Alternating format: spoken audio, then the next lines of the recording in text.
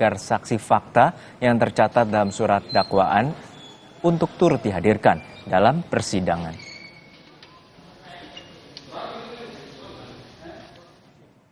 Saudara, seorang siswi sekolah dasar swasta di Medan, Sumatera Utara diduga menjadi korban pemerkosaan oleh kepala sekolah, pegawai tata usaha hingga petugas kebersihan sekolah. Kasus ini menjadi sorotan setelah diangkat oleh pengacara Hotman Paris Hutapea dalam media sosialnya. Inilah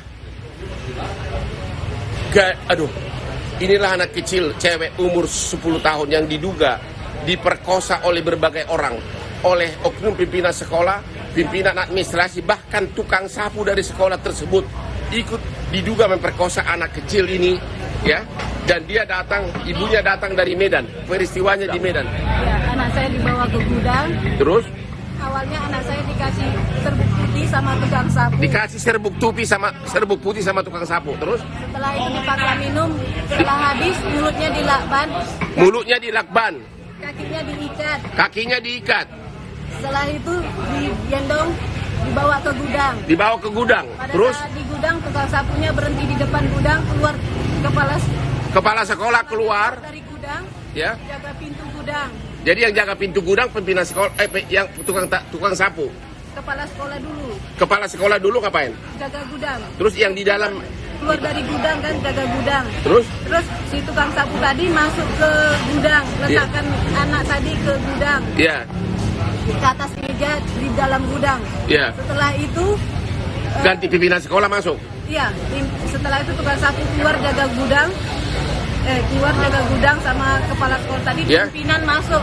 Pimpinan sekolah masuk dan akhirnya terjadilah pelecehan menurut pengakuan anak ibu. Iya, dia diperkosa berulang-ulang, berganti-ganti. Iya. Sampai berapa kali kejadian? 2 kali. 2 kali kejadian, pimpinan sekolah, pimpinan administrasi, bahkan tukang sapu juga ikut memperkosa anak ibu. Iya. Kisah pemerkosaan keji ini diduga dialami seorang siswi sekolah dasar yang baru berusia 10 tahun di Medan, Sumatera Utara. Kasus ini jadi sorotan setelah pengacara Hotman Paris Hutapea mengangkatnya di media sosial. Sebenarnya ibu korban telah melaporkan kasus ini ke polisi sejak 10 September 2021. Namun, sudah setahun kasus ini jalan di tempat. 18 saksi sudah diperiksa polisi, namun belum ada tersangka yang ditetapkan. Laporan ibu korban soal dugaan pemerkosaan ini juga dibantah kepala sekolah. Tetapi hasil visum korban menunjukkan ia memang mengalami kekerasan seksual.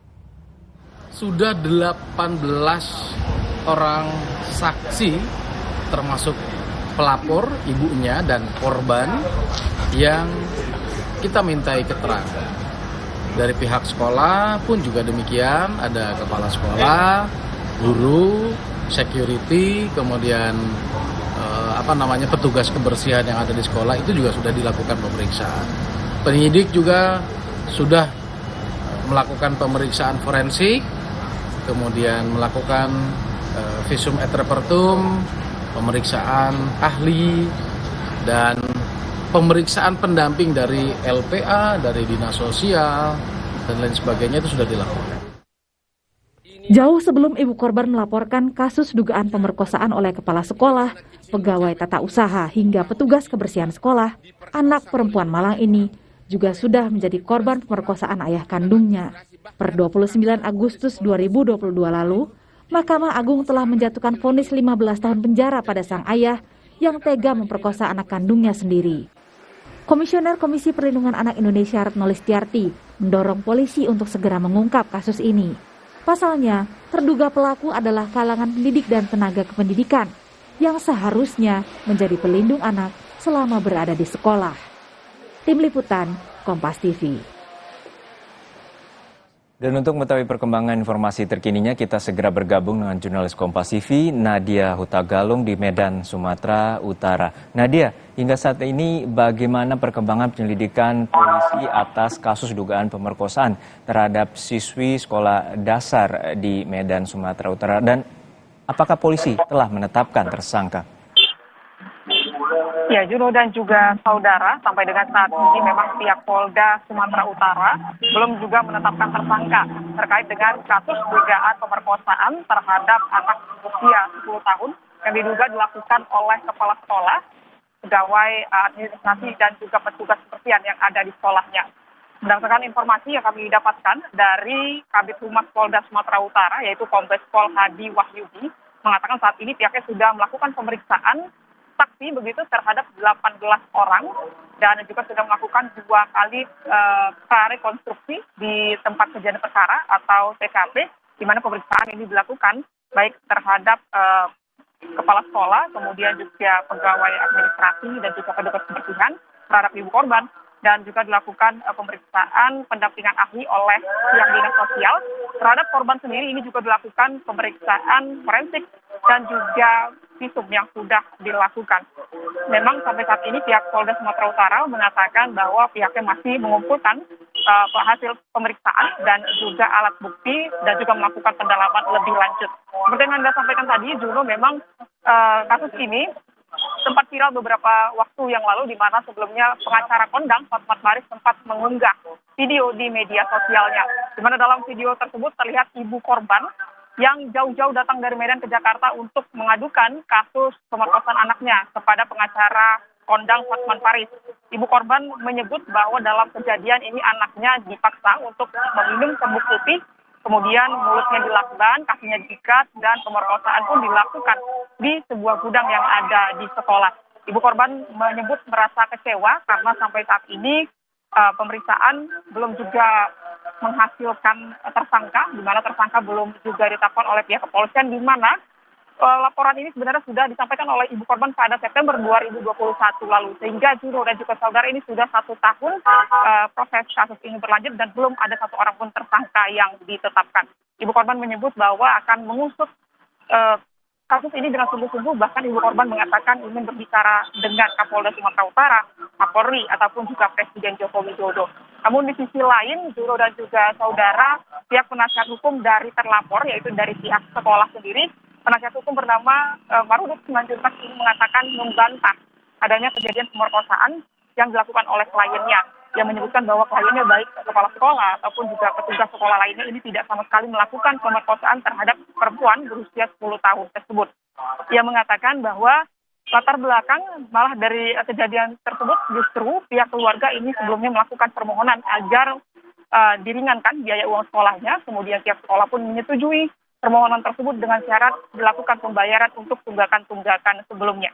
Kasus ini memang menjadi viral dan kemudian sejumlah pihak juga meminta atau mendorong pihak kepolisian agar tetap segera cepat begitu maksud kami untuk mengusut kasus ini. Salah satunya adalah dari pihak Kepala Dinas Pendidikan Kota Medan yang mengatakan akan segera mencopot jabatan dari kepala sekolah jika memang benar kepala sekolah tersebut melakukan pelecehan seksual atau memerkosa siswanya sendiri. Kemudian dari pihak KPAI sendiri juga ini mendorong kepolisian untuk mengusut kasus ini dan meminta pemerintah setempat agar juga memberikan pendampingan ataupun pemulihan secara psikologis dan juga melakukan rehabilitasi secara medis. Juno, sementara kembali ke Anda di studio. Baik, kita harapkan pihak kepolisian dapat mengungkap tuntas kasus dugaan pemerkosaan terhadap siswi berusia 10 tahun di sekolah dasar swasta di Medan, Sumatera Utara. Terima kasih rekan Nadia Hutagalung dari Medan, Sumatera Utara. Dan saudara, pihak kepolisian daerah Jawa Tengah masih menunggu hasil tes DNA untuk memastikan identitas jasad yang ditemukan terbakar di kawasan Pantai Marina, Kota Semarang, Jawa Tengah. Hasil lab forensik dan tes DNA untuk memastikan identitas jenazah diperkirakan akan keluar 2 minggu usai diserahkan, yakni minggu depan. Sementara dari keterangan polisi, sejumlah bagian tubuh korban dinyatakan hilang. Sebelumnya, PNS Bapenda Iwan Budi dilaporkan hilang sehari sebelum diperiksa sebagai saksi Direktorat Reserse Kriminal Khusus Polda Jawa Tengah terkait dugaan korupsi pengalihan aset. Informasi terkini soal tewasnya PNS saksi kasus korupsi di Semarang, Jawa Tengah, kita bergabung dengan jurnalis Kompas TV, Febriana Mila. Mila, apakah hasil tes DNA jenazah korban ini sudah dikeluarkan oleh pihak kepolisian? Ya, Sino dan juga saudara, hingga saat ini pihak kepolisian dari Polda Jawa Tengah juga masih menunggu hasil dari tes DNA laborator yang mana sebelumnya dikirimkan ke Mabes Polri untuk identifikasi lebih lanjut karena memang di sana alatnya lebih memungkinkan dan juga memadai untuk dilakukan identifikasi, tes DNA, pencocokan dari jenazah yang ditemukan di lokasi Pantai Marina Kota Semarang, yang mana jenazah ini terbakar, kemudian dicocokkan dengan sampel dari keluarga Iwan Budi Prasetyo yang merupakan PNS Bapenda Kota Semarang yang sebelumnya dikabarkan hilang pada 24 Agustus 2022 lalu.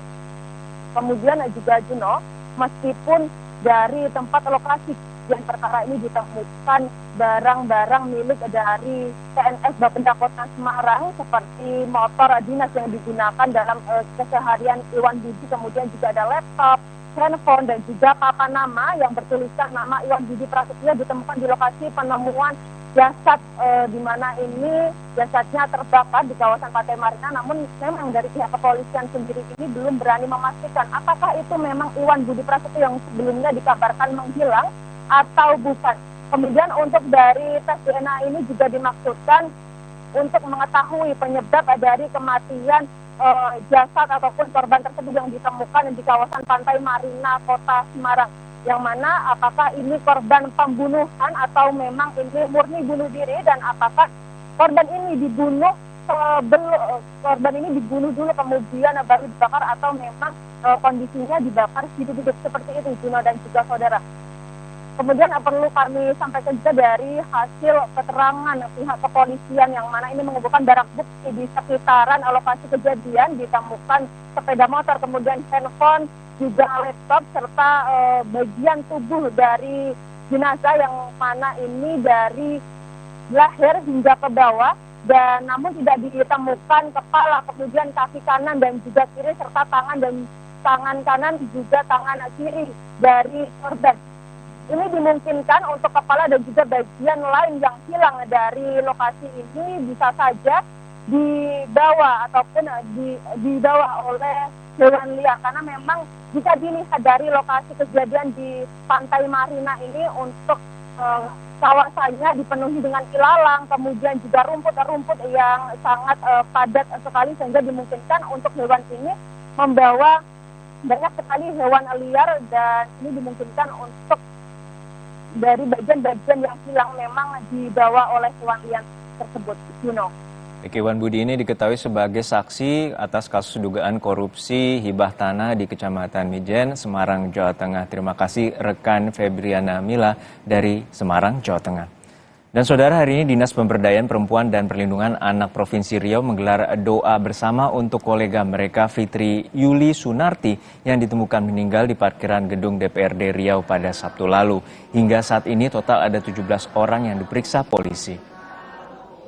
Yasinan dan doa bersama digelar para pegawai Dinas Pemberdayaan Perempuan dan Perlindungan Anak Provinsi Riau di aula kantor mereka. Korban sudah 10 tahun berdinas dan kini bekerja sebagai staf di bidang pemberdayaan perempuan dan kesetaraan gender. Namun penyebab kematian masih menjadi misteri. Polisi kini tengah mendalami rekaman CCTV yang terpasang di basement gedung DPRD Riau tempat jenazah korban ditemukan. Dan untuk mengetahui perkembangan terkininya, kita segera bergabung dengan jurnalis Kompas TV, Restira Maisyah Putri di Pekanbaru Riau. Restira, hingga saat ini apa saja hasil otopsi jenazah yang telah dilakukan oleh pihak kepolisian? Lalu apakah sudah ada keterangan resmi terkait dengan penyebab kematian? Ya baik, selamat siang Juno dan juga saudara. Hingga saat ini berdasarkan hasil yang dirilis oleh Kasat Reskrim Polresta Pekanbaru, bahwasannya penyebab kematian dari jenazah ASN DPRD Kota Provinsi Riau maksud kami adalah adanya kekerasan di bagian leher, kekerasan benda tumpul yang menyebabkan terhentinya nafas, dan juga ini ditandai dengan mati lemas. Oleh karena itu, kepolisian masih terus mendalami bagaimana motif dari pembunuhan ini. Maksud kami bagaimana motif dari penemuan jenazah ini. Karena sebelumnya memang jenazah ditemui meninggal dunia di mobilnya dengan posisi kepala leher itu digantung di pegangan tangan. Juno. Baik, kita nantikan upaya pihak kepolisian untuk mengungkap penyebab kematian dari ASN di Riau. Terima kasih rekan Restira Maisyah Putri dari Pekanbaru Riau. Kompas Siang segera kembali setelah jeda dengan informasi Presiden Amerika Serikat memperingati 21 tahun serangan teror 11 September 2001 atau yang dikenal dengan tragedi 9/11 di Pentagon dan Washington DC.